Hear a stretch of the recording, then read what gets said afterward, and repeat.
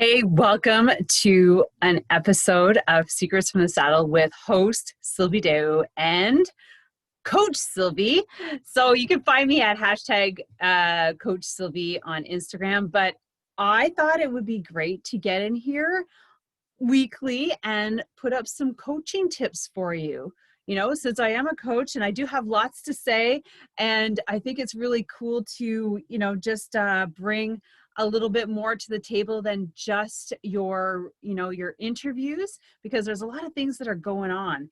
And if you have any questions, please put them in the comments and I will love to get to them and, maybe provide some tips or some explanations. But I first just want to thank all of those who have subscribed already.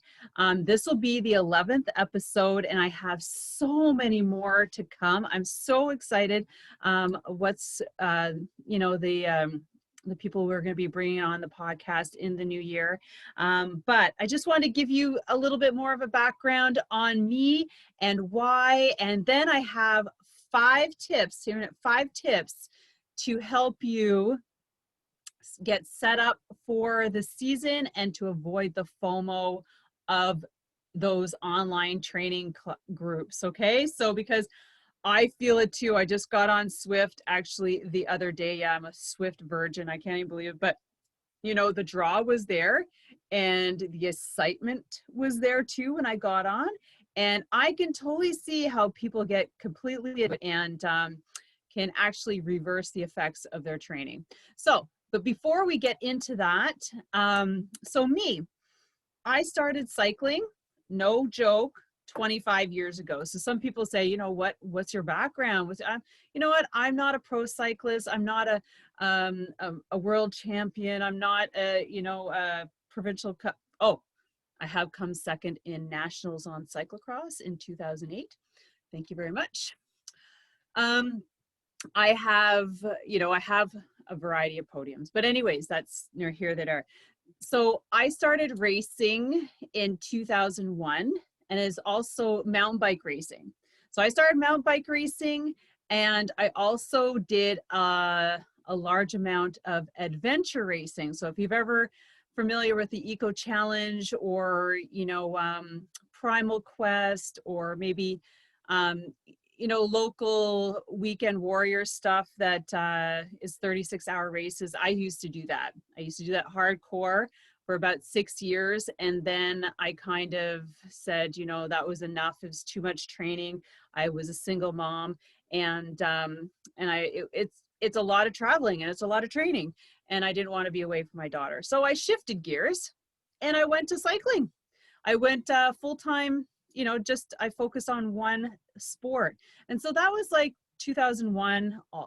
At that time I started a spinning studio here in Ottawa, Ontario, and I absolutely loved it. It was like on a whim, right? Like I thought I would do the studio. All my friends would come and train with me. Well, if anybody's ever opened any kind of business, that's not the case. Your friends are not your biggest supporters. However, it did fill a niche that was needed because there were very little spinning studios back then. And ours was like really tailored towards cycling skills. And it just grew until like I used to rent a room, then I had my own room, then I had my own location in 2005, 2005, I started a women's masters race team with there's like 6 of us. So I just grabbed a bunch of friends. I'm like, hey, you want to get racing? You want to learn how to race? We hired ourselves a coach. We started racing and it was like, I didn't turn back. I just love it. It just built more passion into my cycling than you cannot even imagine. And then 2008, I got brave and I posted about starting up a women's cycling club, and that was difficult. Cannot even tell you. It took me a couple of years to do that, and I haven't looked back since. It got so much interest back then that we've had great years of over 200 members down to 90, 150. Anyways, it just really cycles. And I love it. I've coached over 900 women. So that is basically where I went from mountain biking, right into road cycling and my business. And so that's what lands me here today. I got my level 3 cycling national certification for performance. And so I've been coaching. I brought a lady to nationals, and I just love giving back. I give back to so many ladies in my club. But, you know, then I really wanted to put into a podcast. So I started that 2 years ago, and then I went on vacation and it kind of fell apart. Um, as you know, some things do, and you're reliant on finding people to talk to and things like that. And then I was like, you know what, I really need to do this again. And I just started it back up. I hired somebody to help me out, and this is where we are now. And now it's a platform to really, for me, it's bringing the world of cycling to you on all different levels: athletes, business owners, recreational cyclists, people who are doing amazing thing in the cycling world, all across the globe. You'll hear people from all across the world, I guarantee you, because Cycling Network is massive. Now we have social media. It's even better reach where we can bring you more people. And I just love meeting people. So that's why, I'm going to meet these people and I'm going to bring them to you, their stories to you, their experiences to you. And in the process, I'm going to share with you some of the online coaching programs that I have put together to help with reaching out and educating and, helping more people just love their bike, because there's a lot to not love about your bike when you don't know how to use your bike. And I felt that too. I could tell you the time of day, where I was, what I did when I discovered how to change my gears. And I'm not like, it's the funniest thing, but it was like an epiphany. And back then I used to think 20 kilometers an hour, I was a speedster. And anyway, so I've been in your shoes. I wasn't raised on a bike. Everything is self-motivation when it comes to what I've done with, with my experience in my club and my businesses and, and this. So you'll get to know me more as the months go along, the years, and I've got some really exciting things that I'm doing personally for cycling goals this summer, and I can't wait to share them with you. But let's get into the 5 tips that I put together to help you better prepare yourself for the season.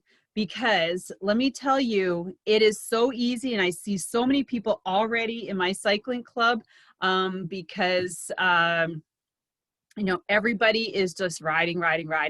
Hello, it's not even the new year. And excuse me here.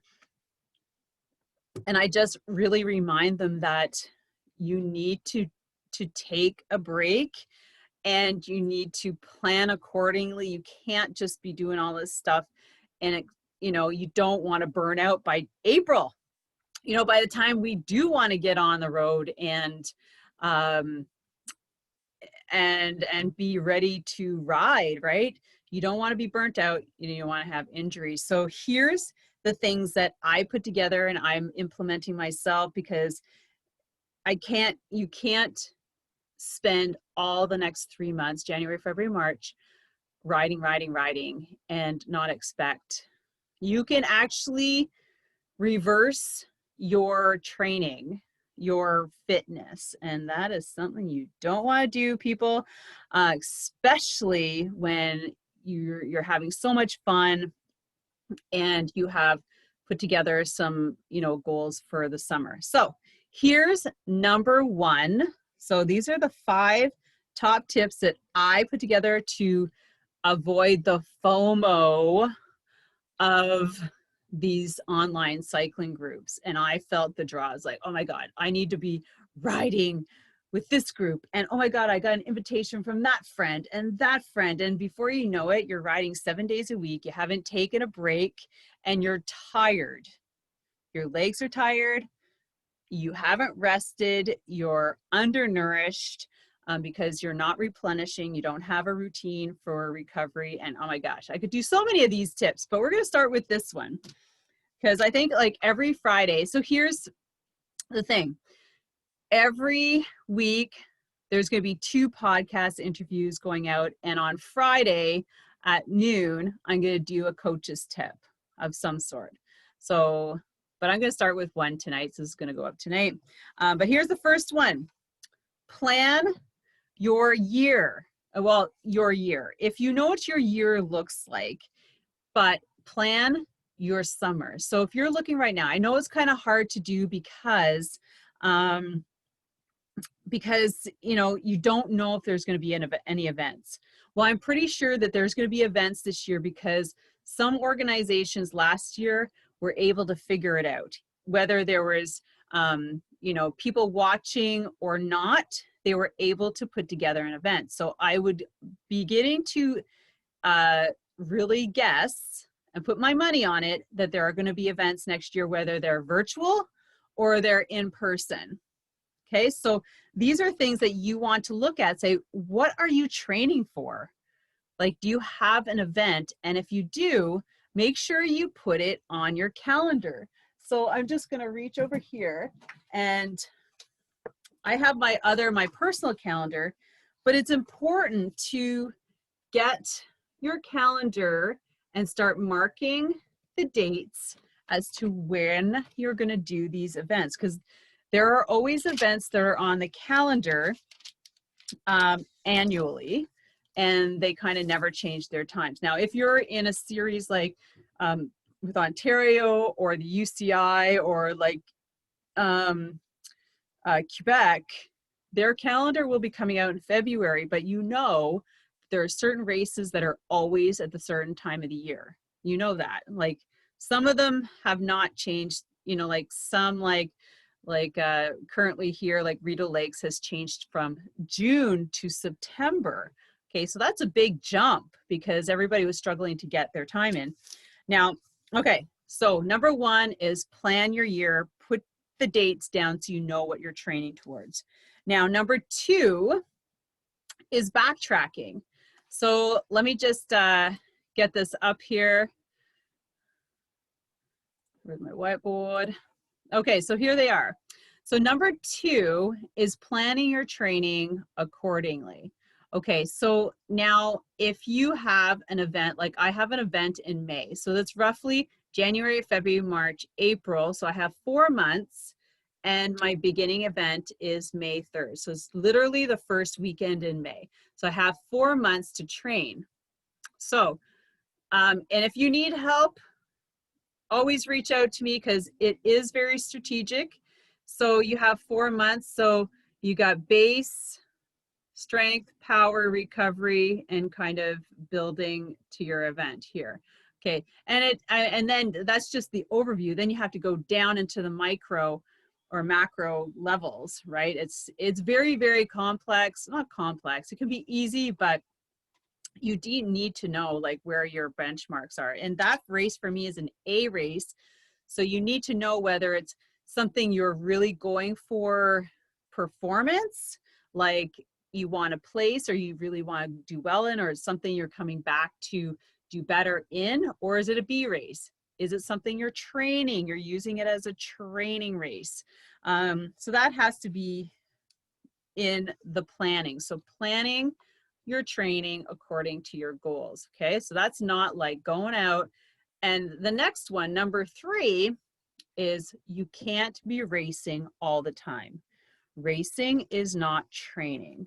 Okay, racing is all out effort. Racing is what you train to do. So racing every week is not going to increase your fitness, because if you've ever done an event, you need the recovery and downtime from a race. And now if you're racing every weekend because you think it's cool and all your friends are doing it and you have specific goals, then you are really not doing yourself any service or benefit to increasing your fitness by doing that, because it can literally work it can literally work against you.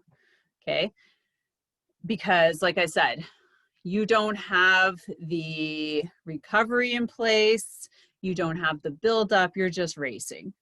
And in a season, we train, like the winter, to do all that racing. So you can't race all winter and then expect to like be into events all summer. Your body will not let you do it. Okay, so you have to be smart. And that goes back to number 2 is training according to your goals. So if you want to race, set up a race. Say it's like 1 or 2 times a month. So every 2 weeks, you're going out and you're putting a good effort in, like on a Saturday morning race. So that means you have to kind of plan your week. It's the same thing. If you want to do well in this online race, then it's just like an outside race. You need to be planning yourself. Like, you know, just because it's online doesn't mean anything, right? It's the same efforts, same power output, you know, like same look and feel of you being, except for you're not like physically there. So if you slow down, it's not a big deal. However, you shouldn't be racing all the time. You need to give yourself a break. Number 4 is the 80-20 rule. Now, a lot of people are new to cycling and they've just getting on their trainers. So maybe you don't know the 80-20 rule. The 80-20 rule is 80% of your training is dedicated to endurance-based building. 20% is the racing and the intervals. Okay, so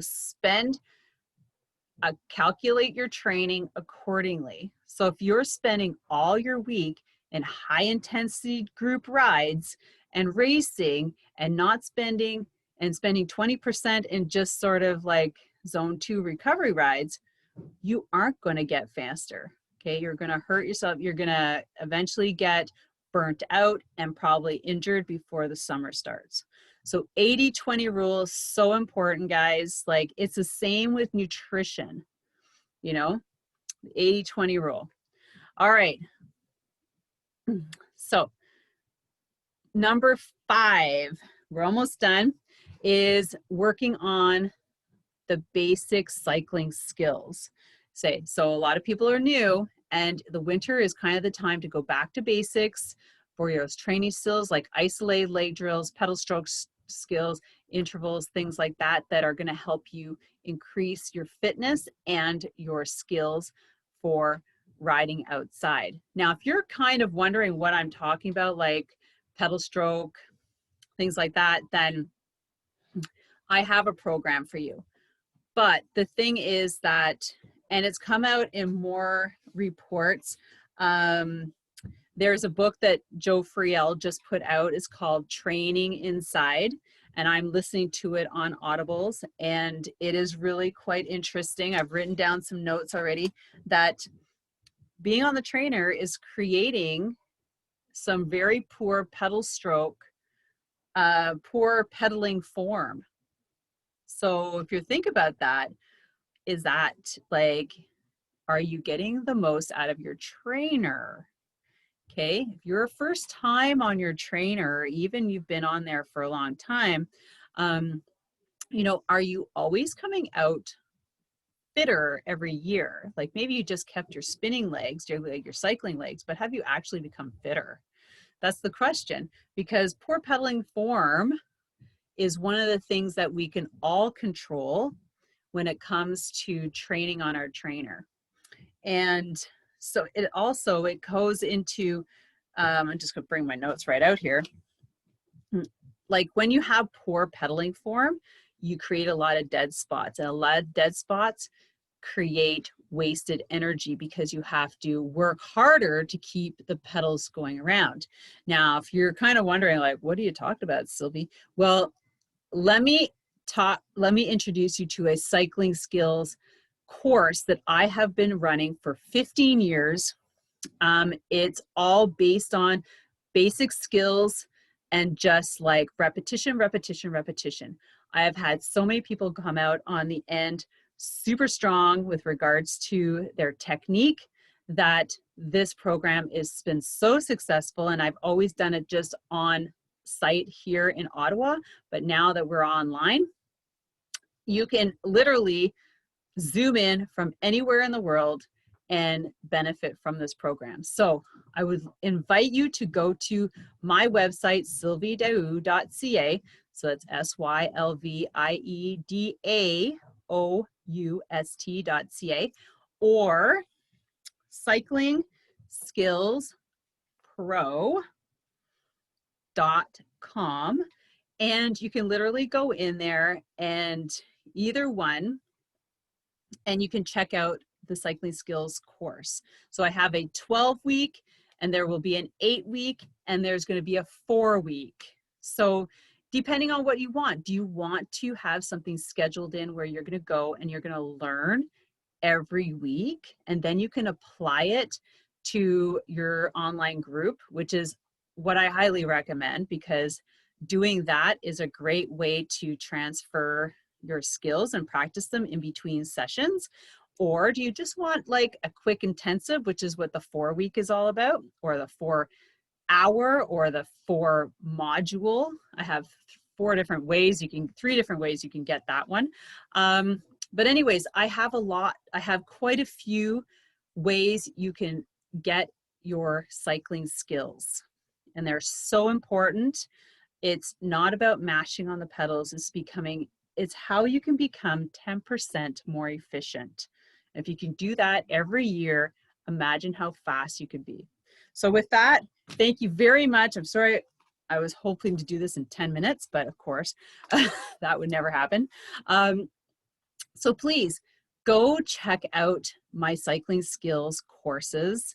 And like, there's something for everybody, and it would benefit anybody who takes them, from a beginner to an intermediate to an advanced level. You can never get better, too good for your cycling. And with that, I hope you had an amazing Christmas and holiday, and here's to the new year of cycling lots. Let's all pray for lots of great cycling this year, next year to 2021, and I hope to see you in my cycling course. So with that, have an amazing day. Thank you very much, and don't forget to ride your bike.